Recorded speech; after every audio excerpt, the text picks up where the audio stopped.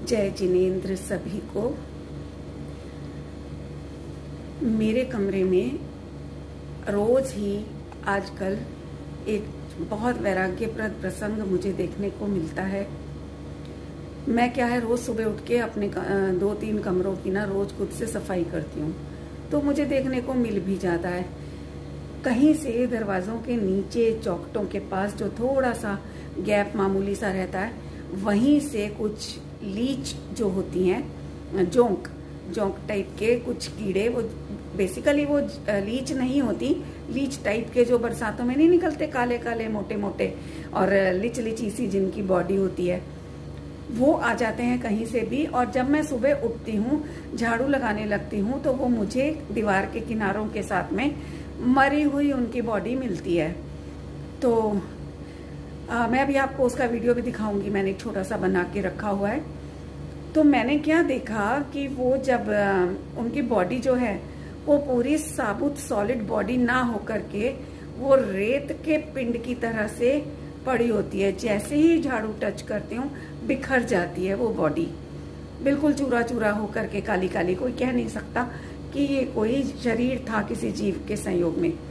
तो ऐसा मैंने अक्सर मुझे दिखाई देता है डेली। तो बहुत सुबह सुबह उठती हूँ, 6 बजे देखती हूँ, इतना वैराग्य सा आता है। तो उसी को देखते हुए ये विचार भी चलता है कि शरीर और आत्मा, मतलब हम और हमारा ये शरीर, ये कितना भिन्न है। अब वो उसको बताओ, वो रात रात में निकला जीव और रात रात में उसका मरण हो जाना और सुबह तक बॉडी का चूर चूर होकर के बिखर जाना। ना तो वो किसी पैर के नीचे आई, ना उसको कोई सॉलिड वस्तु की टक्कर लगी कि जिससे उसका शरीर बिखर गया होगा। कुछ भी तो नहीं हुआ, अपने आप ही बिखरा पड़ा मिलता है। तो इससे क्या पता चलता है, पुद्गल द्रव्यों का जो हमारे आचार्यों ने कहा है, उसमें आगम में जो आया है कि पुद्गल जो बनता और बिछड़ता है, बिगड़ता रहता है, जिसका स्वरूप क्या है, बनना और बिगड़ना, उसको कहते हैं ना पुद्गल।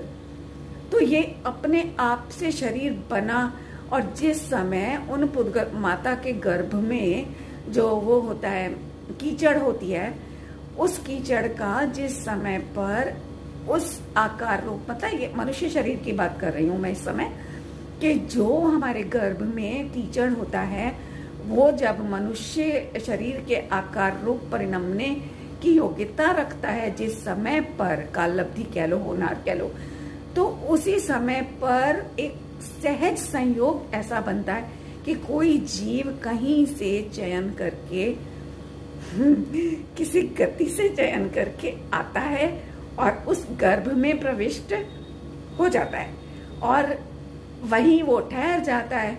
तो यूं समझो कि वो कीचड़ों को तो परिणमन करना था और जीव का वहां आना था। एक ही समय में दोनों कार्य स्वतंत्र पने से होते हैं, अपने अपने में। जीव ने उनको नहीं किया, मतलब उस कीचड़ को शरीर रूप से नहीं परिणमाया और कीचड़ ने शरीर को उसमें कैद नहीं किया अपने आप में। दोनों स्वतंत्र पने से इकट्ठे हो जाते हैं और जीव के प्रदेशों के और उसके प्रदेश एक जैसे होने के कारण मिल जाते हैं, जिसको हम बंधन कह देते हैं, मनुष्य पर्याय कह देते हैं।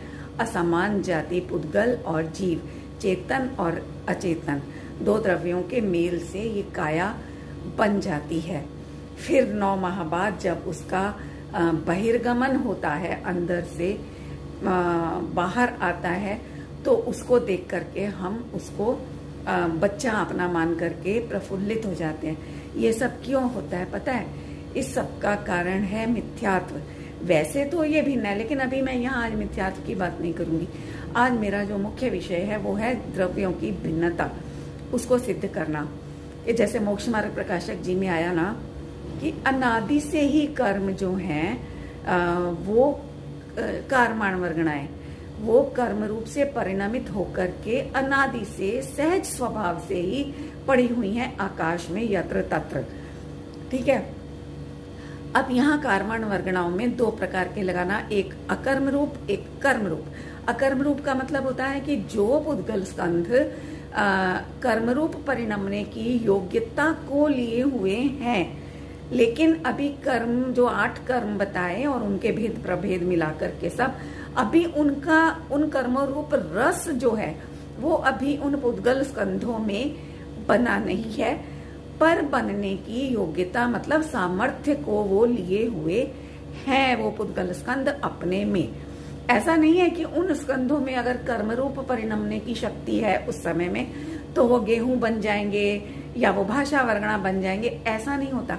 जिन पुद्गल स्कंधों में जिस तरह की शक्ति उस समय में परिणमने की योग्यता रखती है, वो उसी रूप का रस उन पुद्गल स्कंधों में बनेगा, तब वो उस नाम से जाने जाएंगे।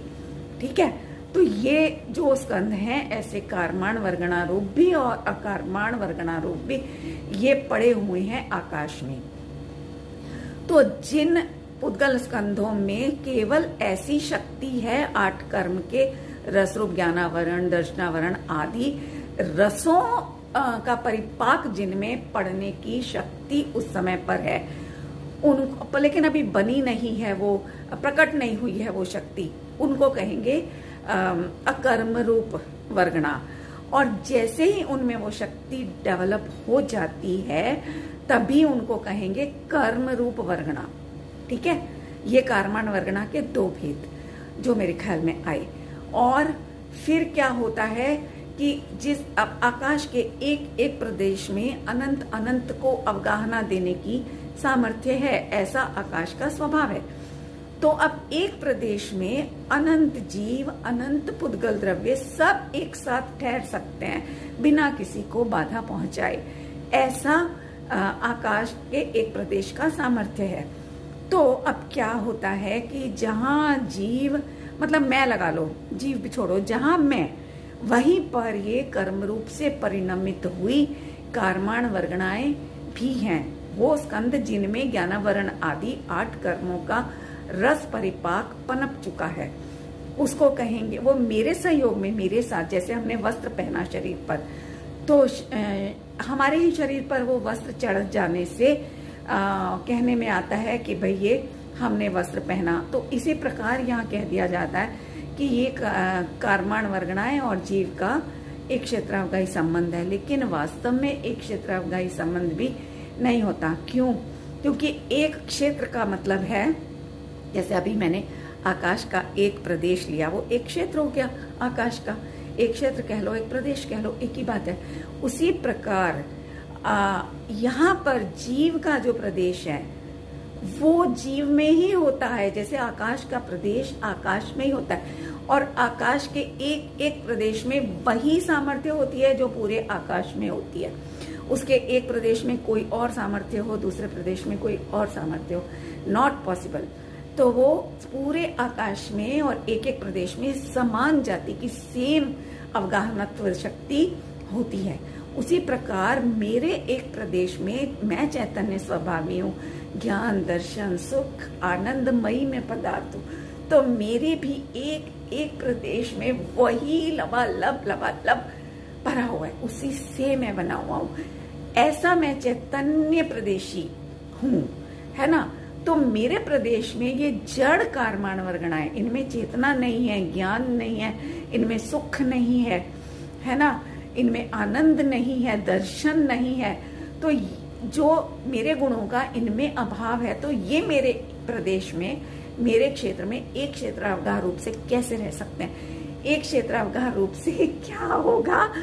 जैसे मेरे स्वभाव में से एक मेरा स्वभाव और उसमें से ये उठता हुआ चैतन्य का उपयोग रूपी लहर, उपयोग रूपी जो परिणाम निरंतर उछल रहा है, ये उछलता हुआ उपयोग, ये एक क्षेत्रावगाही है मेरे स्वभाव के साथ में।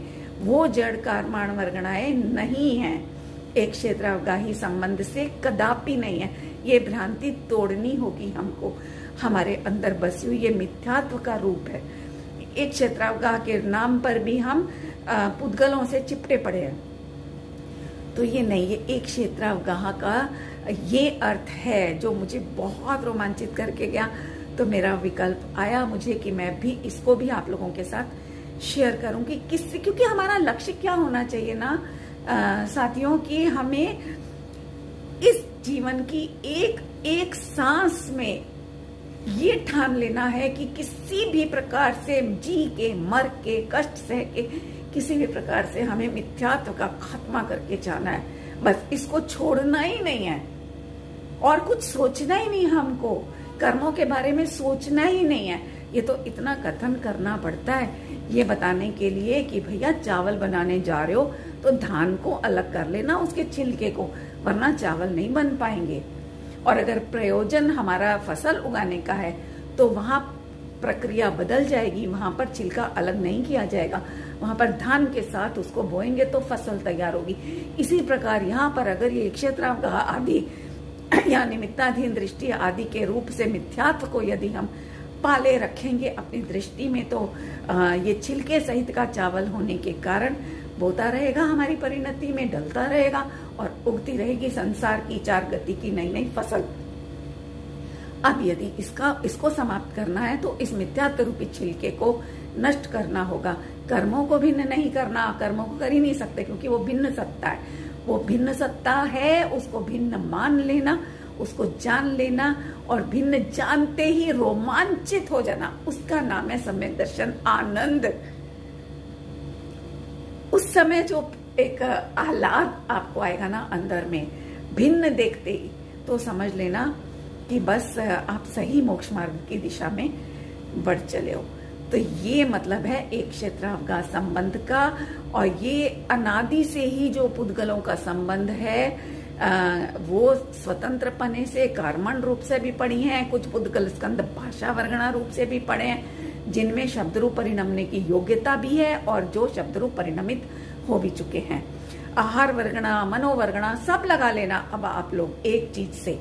तो उसी प्रकार ये भिन्न समझ लेना अपने आप से, इसका मतलब है सम्यक दर्शन।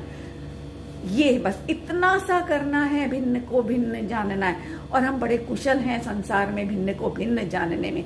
तो ये जो बात मैंने उठाई थी, ये उस कीड़े के, लीच के वहां से उठाई थी कि उसका शरीर बिखरा पड़ा था। उसी प्रकार जैसे ये शरीर बंधा हुआ अभी हमारे आत्म प्रदेशों के साथ दिखाई देता है नहीं, दिखाई देता है सिर्फ, उसी प्रकार वो लीच का जो जीव था वो भी उस आकार रूप दिखाई देता था, लेकिन जैसे ही जीव निकल गया वो भिन्न हो गए। ऐसे ही जहां हमने इन वर्गणाओं को भिन्न पहचान लिया, इस शरीर को भिन्न पुद्गल स्कंधों के रूप में जान लिया, पहचान लिया, तो ये भी उस शरीर की तरह राख की तरह टुकड़े टुकड़े होकर के बिखरा हुआ दिखाई देगा। मिथ्यात्व के 3 टुकड़े जिसको कहा वो बिखरापन समझ लेना। 3 टुकड़े तो मोटे मोटे रूप से कहा है, वास्तव में तो कितने टुकड़े होते हैं पता है? क्योंकि एक तो मिथ्यात्व का टुकड़ा, वो चलो एक लगा लो, बड़े टुकड़े में से 3 टुकड़े मैं आपको बताती हूँ। मिथ्यात्व और सम्यक मिथ्यात्व, ये 2 तो लगा लो, 2 टुकड़े, एक मोटा एक थोड़ा छोटा। लेकिन जो देश प्रकृति आती है ना, ये देशघाती प्रकृति, सम्यक प्रकृति जिसे कहा, वो जब आती है ना, वो एक टुकड़े के रूप में नहीं आती है साथियों, वो बारीक बारीक टुकड़ों के रूप में आती है। जैसे आप नमक के एक ढेले को जब तोड़ोगे ना, तो उसमें से कोई ढेला तो 1 किलो के ढेले में से कोई तो क्या कहते हैं 800 ग्राम का हो जाएगा, कोई 500 ग्राम का हो जाएगा, और कुछ छोटे छोटे कणों के रूप में बिखर भी तो जाते हैं ना। तो वो सम्यक प्रकृति है जो छोटे छोटे आप, और छोटे वाले को आप मुंह में रखो तो क्या स्वाद आएगा नमक का, ना के बराबर। तो ये देशघाती प्रकृति, ये मत सोचो 3 टुकड़े हो गए, नहीं। सम्यक दर्शन की सामर्थ्य है कि वो इतना चूरा चूरा चूरा चूरा करके बिखेर देती है उसको नमक के तरह से। तो वो है मिथ्यात्व का, चूरा चूरा हो गया, जैसे उस जीव के शरीर का, वो काली लीच के शरीर का चूरा चूरा होकर, अभी दिखाती हूँ मैं आपको वीडियो, आप देखना किस तरह से वो टुकड़े टुकड़े होकर के बिखर जाते हैं।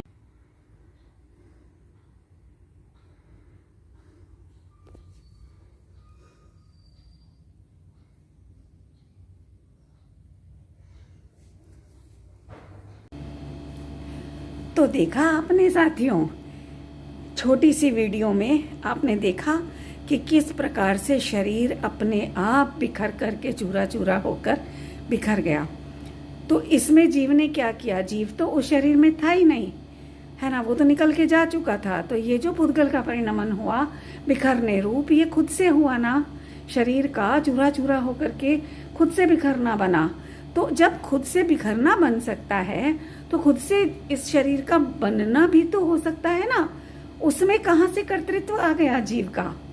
लेकिन यहाँ हमें इंद्रियों से देखने की जो गुलामी की आदत है ना, उसके कारण ये भ्रम हो जाता है कि जो जीव निकल के जा चुका है उसको तो हम एक बार को फिर भी मान लेते हैं कि हाँ, इसमें जीव का कोई कर्तव्य है ही नहीं। लेकिन वो जो शरीर की रचना जब होती है, वहाँ हमें इंद्रियों से कुछ भी दिखाई नहीं देता है। इसलिए वहाँ हम आसानी से इस सहज परिणमन को स्वीकार नहीं कर पाते हैं। तो देखा आपने, ये चीज मैंने इस वीडियो से बताई कि यहाँ किसी का कोई कर्तृत्व नहीं है आपस में। तो वो उसमें जीव का कोई पुरुषार्थ नहीं होता। जीव का पुरुषार्थ होता है सिर्फ इतना कि मैं भिन्न और ये भिन्न, जो आज तक मैंने एक माने थे वो दो पदार्थ हैं। बस इतना जानना और समझना जीव का पुरुषार्थ है। इसके आगे पुद्गल में क्या हो रहा है उसमें जीव का कोई कर्तृत्व नहीं है, कोई पुरुषार्थ नहीं है, वो अपने आप हो रहा है। और दूसरी बात, वैराग्य की बात भी है, तो मैंने बहुत आनंद वाली बात ले ली, उठा ली, एकदम से उठ गई। उठा क्या ली, टॉपिक तो मैं वैराग्य का लेकर के चली थी, पर आ गया आनंद। तो मैं भी क्या करूं, मेरे हाथ में थोड़ी ना आनंद की परेशानी थी, आ गई। अब वैराग्य की भी ले लेते हैं, क्योंकि आनंद और वैराग्य का तो अविनाभावी संबंध है ना बंधुओं। तो अगर आनंद आया तो वहां वैराग्य तो है ही है, उसको कैसे हम अछूता छोड़ सकते हैं। तो देखो, हम वैराग्य उठा लो कि वो जो बिखरे पड़े थे लीच के रोज परमाणु, जो मैं देखती हूँ झाड़ू टच करते ही चूरा चूरा बिखर जाते थे, तो ऐसे ही ये शरीर भी, अभी मैंने मिथ्यात्व का चूरा करके दिखाया था, अब शरीर का भी लगा लो कि शरीर भी ऐसे ही दृष्टि में से चूरा चूरा हो जाता है। शरीर नहीं अभी चूरा चूरा होगा, दृष्टि में से इसका चूरा चूरा हो गया, शरीर का भी चूरा चूरा। अब ये कटे फटे छिदे भिदे सड़े गले, बुढ़ापा आ जाए चाहे इसको, कहीं दर्द आ जाए, कहीं ये पैरालाइज्ड हो जाए, कुछ भी इसमें हो जाए, दृष्टि में तो इसका चूरा हो चुका। तो अब इसमें क्या करना रह गया, कुछ भी नहीं बचा। तो ये चीज, मुझे तो ये वैराग्य का प्रसंग आ गया ना, किससे चिपके हैं और क्यों चिपके हैं, जो मेरी वस्तु ही नहीं है। पड़ोसी की दीवार और हमारे घर की दीवार एक मिली होती है, बीच में जॉइंट भी नहीं दिखाई देता, तो क्या उसको पड़ोसी के उस तरफ की दीवार से चिपक जाए जा करके कि ये तो मेरी दीवार है, एक ही तो है, बताओ ना कहाँ भेद है, कहाँ संधि है बीच में। तो ऐसी मूर्खता तो हम नहीं करते, जगत में इतने भयंकर वाले केवल ज्ञानी हैं। तो यहाँ क्यों मूर्खता कर रहे हैं हम, यहाँ भी ऐसे ही है, ये संधि नहीं दिखती लेकिन संधि है। जैसे उस दीवार में संधि नहीं दिखने पर भी संधि है। मान लो मेरा मकान पहले बना है, तो मेरे 4 साल बाद अगर पड़ोसी ने मकान बनाया तो वो भी तो आकर के या तो उसमें नई दीवार अपनी खड़ी करवाएगा, तो संधि हो गई ना बीच में। तो उसी प्रकार से यहाँ भी संधि है, लेकिन सूक्ष्म उपयोग करके देखने से दिखाई देगी, वरना नहीं दिखाई देगी ये संधि। और जिसको ये संधि दिख गई मतलब वो प्रज्ञा चैनी से भिन्न हो गई। ऐसा नहीं है कि भिन्न दिख गई तो वो भिन्न करना पड़ेगा, नहीं, भिन्न दिखना ही भिन्न होना हो गया उसका। तो ये वैराग्य भी आ गया। किससे चिपके, क्यों चिपके, अरे चिपको ना, किसने रोका, अपने स्वभाव से चिपको, ये मेरा स्वभाव अनादि से स्वयं सिद्ध, किसी ने नहीं रोका आज तक, किसी ने नहीं बनाया, जब बनाया नहीं, रोका नहीं, तो कोई नाश भी नहीं कर सकता।